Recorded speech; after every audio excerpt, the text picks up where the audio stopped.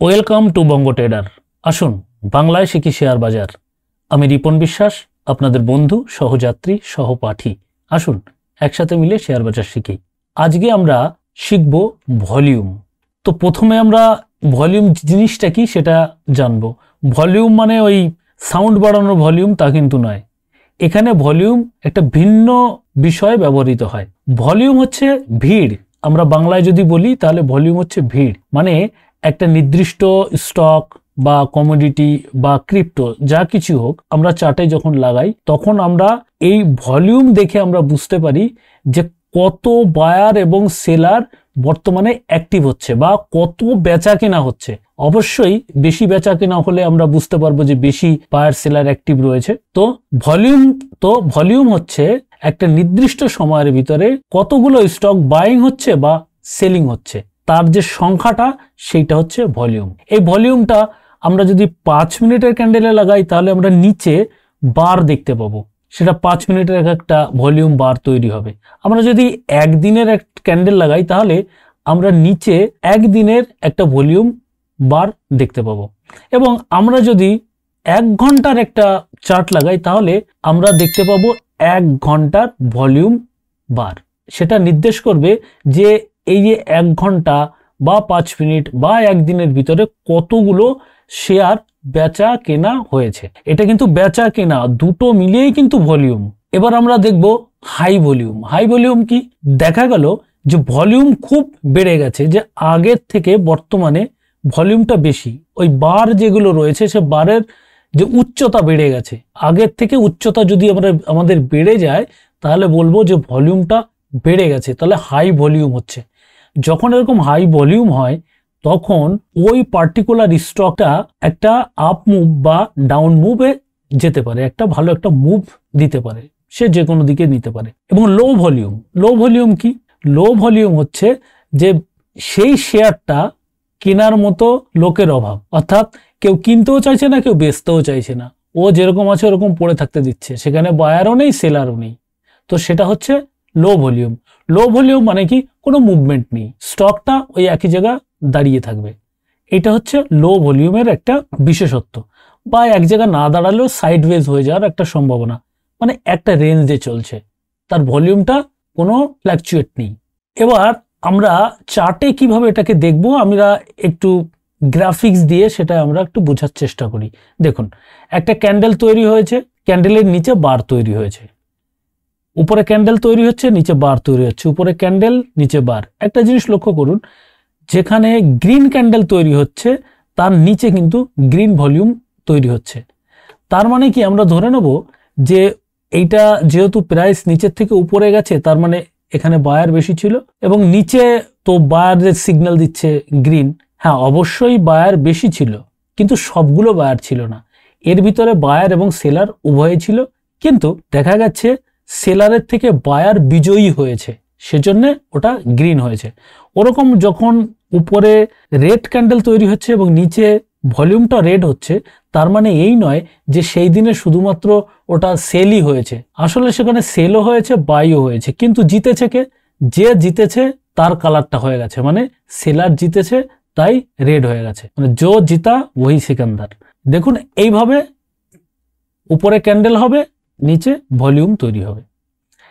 এখানে মার্কেট যখন নিচে আসবে তখনও ঠিক সেরকমই হবে।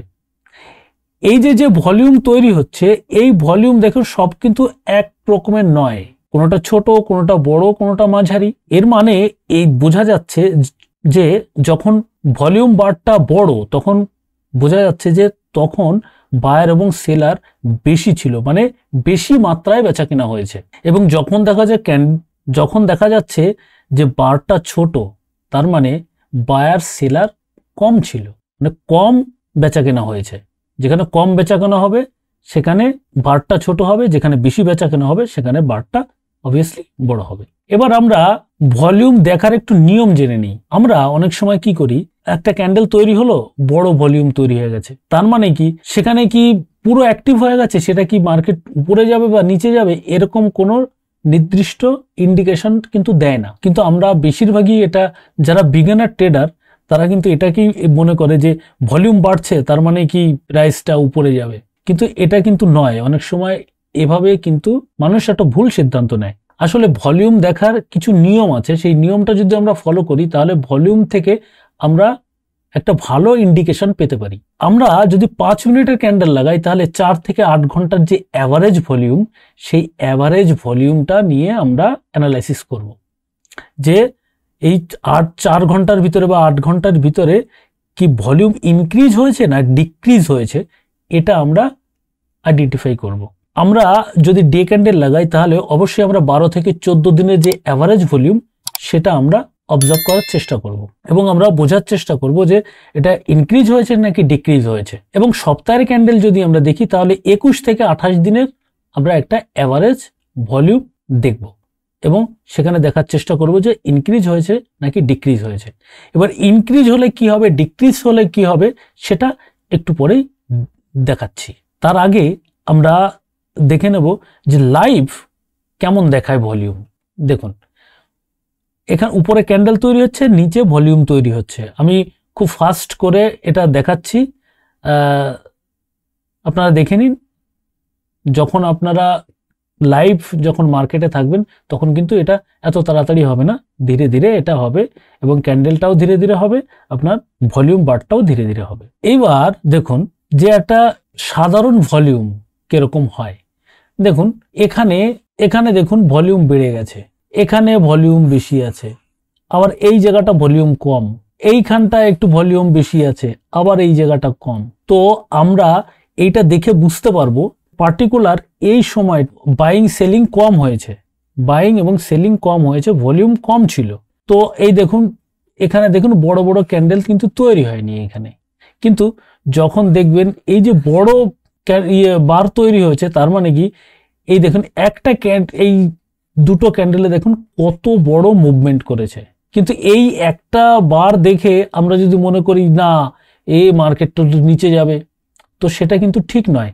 কারণ দেখুন এখানে গিয়ে মার্কেটটা দাঁড়িয়ে গেছে। তো আমরা ভলিউম দেখে আমরা বুঝতে পারবো, যদি একটা চার্ট আমরা লাগাই একদিনের চার্ট এবং দেখি যে একটা নির্দিষ্ট সময়ে বাইং সেলিং কম হয়, একটা নির্দিষ্ট সময় বাইং সেলিং কম হয় এবং একটা নির্দিষ্ট সময়ে বাইং সেলিং বেশি হয়, তখন আমরা বুঝতে পারবো যে ওই সময়টায় বাইং সেলিং বেশি হয়, অর্থাৎ ওই সময়টা ভলিউম বেশি হয় এবং ওই সময় বাজারটা যে কোনো দিকে মুভ করতে পারে।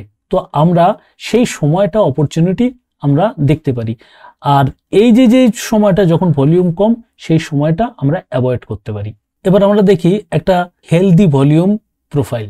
দেখুন এটা হচ্ছে রিলায়েন্স ইন্ডাস্ট্রির চার্ট। তো দেখুন এর সব সময় ভলিউম আছে, সব সময় ভলিউম, কখনো একটু বাড়ছে কমছে, কিন্তু ভলিউম কিন্তু সব সময় রয়েছে। তো আমরা এই সমস্ত স্টকে কি করতে পারি, যে কোনো সময় আমরা লিকুইডেশন করতে পারি, মানে যে আমি বেচা কেনা মানে খুব সেকেন্ডের আগে এটা সম্ভব, কারণ ভলিউম আছে।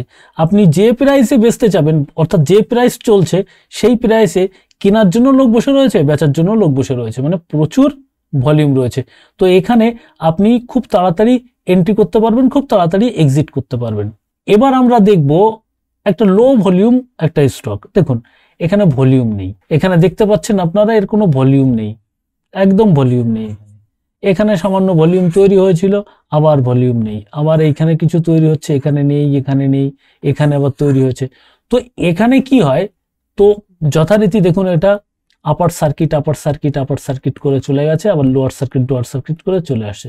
তো এই যে আপার সার্কিট রয়েছে, এই সময় কিন্তু আপনি যদি সেল করেন, ইন্টারডেতে ধরুন আপনি সেল করলেন, তো আপনি ওটাকে আর বাইই করতে পারবেন না, তো আপনার গচ্ছা যাবে।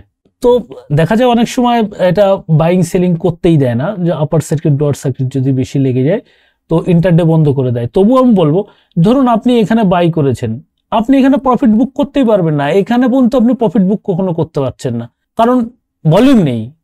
আপনি যে বিক্রি করবেন কেনার লোক নেই, আর এইখানে এসে আপনি কিনবেন বেচার লোক নেই। মানে এইরকম একটা আপার সার্কিট এবং লোয়ার সার্কিট লাগলে এই সমস্যাগুলো হয়, কারণ বায়ার এবং সেলার তো রয়েছে কিন্তু ভলিউম নেই, বেচা কেনা নেই। তো বেচা কেনা না থাকলে অবভিয়াসলি আপনার দোকানে যদি বেচা কেনা না হয়, মালপত্র এক্সপায়ার হয়ে যাবে, সেটা নষ্ট হবে। ঠিক এরকম যদি ভলিউম না থাকে তাহলে এখান থেকে সরে পড়াটাই বেটার। এবার দেখুন একটা জিনিস দেখাই, যখন প্রাইস বাড়ছে এবং সাথে সাথে ভলিউম ইনক্রিজ হচ্ছে, তার মানে কি এই যে উপরের দিকে যাচ্ছে একটা আপ ট্রেন্ড রয়েছে, এই আপ ট্রেন্ড স্ট্রং রয়েছে। কারণ এখান থেকে দেখুন ধীরে ধীরে ভলিউম কিন্তু বাড়ছে, ভলিউম বাড়ছে, তো ভলিউম বাড়ছে প্রাইসটাও বাড়ছে, তার মানে খুব স্ট্রং রয়েছে। এখানে গিয়ে দেখুন একেবারে ভলিউম কমে গেছে। যখনই ভলিউম কমে গেছে তো এই যে একটা স্ট্রং যে একটা ট্রেন্ড ছিল ওই ট্রেন্ডটা এখানে গিয়ে রিভার্সাল হয়ে গেছে এবং ধীরে ধীরে প্রাইসটা নিচে চলে আসছে। আমরা তাহলে বলতে পারি যে যখন প্রাইসটা বাড়ছে এবং ভলিউমটা ইনক্রিজ হচ্ছে তো এই ট্রেন্ডটা স্ট্রং রয়েছে। আবার দেখা যায় যে প্রাইসটা বাড়ছে কিন্তু ভলিউম কমছে, তাহলে কি হবে? তাহলে আমরা বুঝবো যে এই যে ট্রেন্ডটা চলছে এই ট্রেন্ডটা দুর্বল হয়ে যাচ্ছে। এবং আমরা এটাও বলতে পারি যে যখন দেখা যাচ্ছে যে প্রাইস বাড়ছে কিন্তু ভলিউম কমছে, তখন বোঝা গেল যে এর নিচের দিকে একটা ট্রেন্ড চেঞ্জ হতে চলেছে এবং প্রাইসটা নিচের দিকে যাবে। কিন্তু কথা হচ্ছে শুধুমাত্র ভলিউম দেখে কিন্তু আমরা পুরো সিদ্ধান্ত নিতে পারি না, কারণ আমাদের বিভিন্ন কনফার্মেশন দরকার হয়। তার জন্যে আমরা ইন্ডিকেটর ব্যবহার করতে পারি, আমরা প্রাইস অ্যাকশন ব্যবহার করতে পারি। দেখুন অনেক সময় কি হয়, এখানে একটা ট্রেন্ড লাইন তৈরি হয়েছে এবং এই ট্রেন্ড লাইনটা ব্রেক করেছে এবং ব্রেক করার পিছনে দেখুন এর সাথে এই ভলিউমটা বাড়ছে, এই ভলিউমটা বাড়ছে। তার মানে কি আমরা বুঝবো যে এই যে ব্রেকআউট করেছে এবং ভলিউম বেড়েছে, তার মানে এই যে ব্রেকআউট হয়েছে এটা স্ট্রং ব্রেকআউট হয়েছে এবং যথারীতি প্রাইসটা উপরের দিকে চলে গেছে। আবার দেখুন এখান থেকে যখন এই যে ভলিউমটা কমে গেছে, এখান থেকে ভলিউম কমে গেছে, তার মানে বুঝতে পারছি যে এই যে উপরের দিকে যাচ্ছিল এর শক্তিটা কমে আসছে এবং রিভার্স করতে পারে, তো যথারীতি এই রিভার্স করছে। আশা করি আপনারা বুঝতে পেরেছেন। যদি কোনো ডাউট থেকে থাকে তাহলে অবশ্যই আমাকে কমেন্ট করে জানান এবং ভিডিওটি যদি ভালো লাগে তাহলে অবশ্যই একটা লাইক করবেন এবং আমার সঙ্গে জুড়ে থাকার জন্য অবশ্যই চ্যানেলটিকে সাবস্ক্রাইব করে রাখবেন। আর বন্ধুদের সঙ্গে অবশ্যই শেয়ার করে নিন। একা কেন শিখবেন, বন্ধুরাও শিখুক। ট্রেড করুন বা না করুন, যে কোনো জিনিস শিখে রাখতে কোনো ক্ষতি নেই। আপনাকে কেউ বোকা বানাতে পারবে না যদি আপনি জিনিসটা শিখতে পারেন। তো আমি বলবো ট্রেড করুন বা না করুন, ট্রেডিং সিস্টেমগুলো আপনারা শিখে রাখুন। এরপরে বিভিন্ন স্ট্র্যাটেজি নিয়ে আমি আসব এবং কিভাবে আপনি ট্রেড করবেন সমস্ত কিছু জানাবো। আর অবশ্যই যখন ট্রেড করবেন তখন risk to reward ratio follow করে চলবেন। মানি ম্যানেজমেন্ট, রিস্ক ম্যানেজমেন্ট অবশ্যই রাখবেন। তার জন্য আমি একটা ভিডিও দিয়ে রেখেছি, আমি ডেসক্রিপশনে সেই ভিডিওটা দিয়ে দেবো এবং আই বাটনেও দিয়ে দেবো, আপনারা দেখে নেবেন। আজ এখানেই রাখছি, আবার দেখা হচ্ছে অন্য টপিকে। এতক্ষণ ভিডিওটি দেখার জন্য অসংখ্য ধন্যবাদ। নমস্কার।